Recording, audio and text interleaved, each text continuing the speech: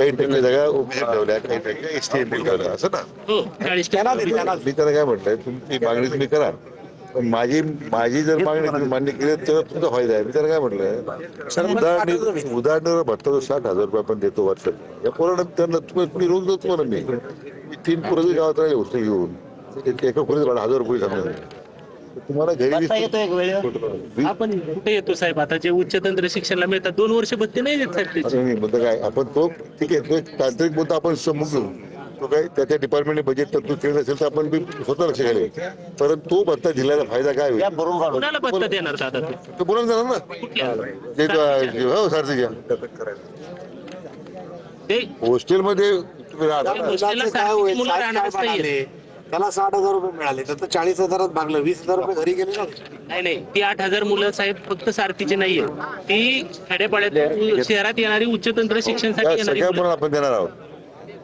त्यासाठी सारथी सहयोगी केली, पार्टी केली, या सगळ्या योजना त्या समाजाच्या मागे शिष्यवृत्त्या किंवा त्याचं जे अनुदान आहे त्यामार्फत जातो ना. नाही, नाही. तर सारख्यासाठीच काढली होती की त्यातून हॉस्टेलला जे मुलं ऍडमिशन घेणार होते त्यांच्या पण मर्यादा होतं. नाही माझं तसं म्हणणं नाही. हॉस्टेल 8 आमचे बांधताय ना, प्रत्येक ठिकाणी 1,000 मुलं राहणार, त्यातली दादा 40% मराठा राहणार, 40% ओबीसी राहणार आणि 20% आर्थिक दुर्बल घटक राहणार. ते हॉस्टेल सारथीतर्फे बांधले जात आहेत आणि इतर कॅटेगरीची मुलं राहणार. मग आमचं एकच म्हणणं होतं की एक तर ते पूर्ण मराठा समाजासाठी किंवा जिथं ओबीसीची हॉस्टेल असतील तिथं आम्हाला 40% रिझर्वेशन द्यायचं असेल, जिथं ओबीसीला दिलं समितीला मुख्यमंत्र्यांची शिफारस करा. आमची विनंती आहे. तो मुद्दा आपण लक्षात घेऊ, त्याची शिफारस करू पाहिजे, दोन्हीकडे झालं पाहिजे.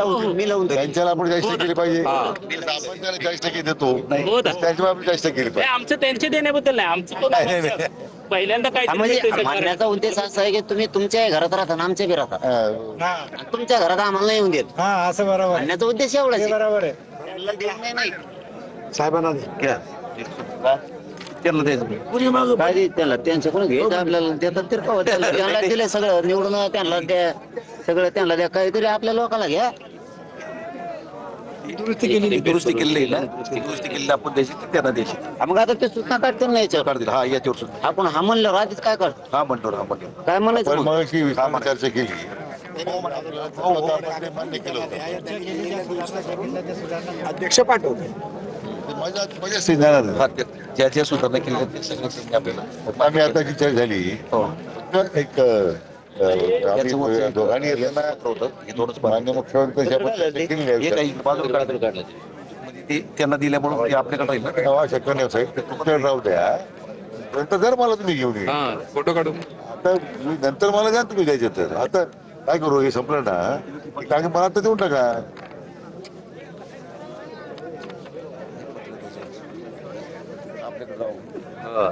आपण बदल सरकारने आपल्याला हे दिलेलं आहे आणि बदल सुचवायचं आपण हे सांगितलेलं आहे, आपल्याकडे नाही पाटील, पण नंतर तुम्ही मागणी केली ना, हे सुद्धा पत्र मी स्वतः पाठवलं, 2-3 पत्र पडते हे यांच्याकडे. हे सुद्धा पत्र त्याच अनुषंगाने पुन्हा मी काय याच्यावर ठेवलं नाही, माझी सही तोच भाग्यात घालून सही पाठवतो आपल्याला. हे आमच्याकडे नव्हतं.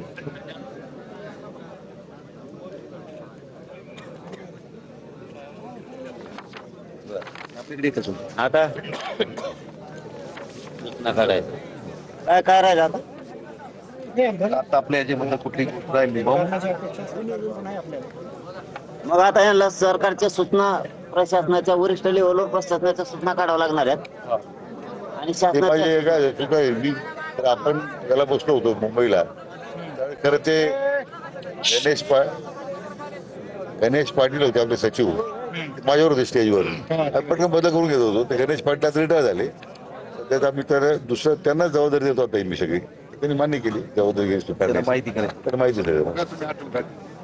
मग या सूचना काढायला द्यायचं. आणखी ज्यांनी फक्त आपला ड्राफ्ट दिलाय द्यायचा घेऊ, पूर्ण करून आधी सूचना अजून त्या मान आली तर नंतर परत हा तुम्हाला मान्यतेकर दिला होता पाटलांकडे, हो म्हटलं की मला कुठे जायला, मला तुमच्यामुळे थांबेला रातभर, नाही तर मी सकाळी थांबून असतो.